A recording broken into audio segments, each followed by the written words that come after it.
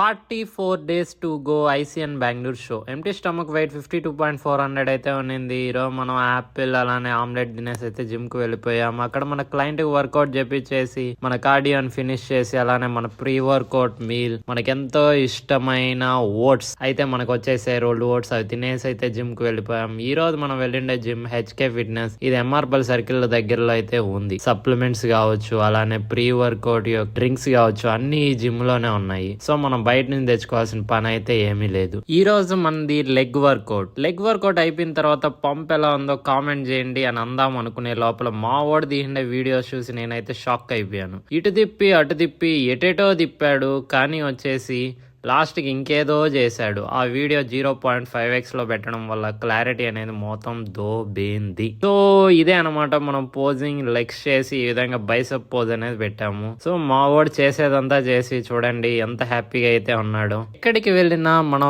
వదలని ఎమోషన్ ఏదన్నా ఉంది అంటే అది ఈ యొక్క సలార్ ఎమోషన్ మాత్రమే. మనం ఎక్కడికి వెళ్ళినా కూడా మనం వదిలిపెట్టదు అనమాట. ఇక రావడం మిగతా పనులు చూసుకోవడం. స్ప్రైట్ లో 0 క్యాలరీస్ ఉంటాయని మనకి ఈ రోజే ఫస్ట్ టైం తెలిసింది. సో ఇంకా మిగతా కంప్లీట్ చేసుకోవడం, జిమ్ కు వెళ్ళడం, క్లయింట్స్ కి వర్కౌట్ చేపించడం, మళ్ళీ రూమ్ కి వచ్చేయడం, సేమ్ అంతే. సో మీరు కానీ మన అకౌంట్ అయితే త్వరగా ఫాలో కొట్టేయండి. మన జర్నీలో మీరు కానీ ఓ పార్ట్ అయిపోండి. బాయ్.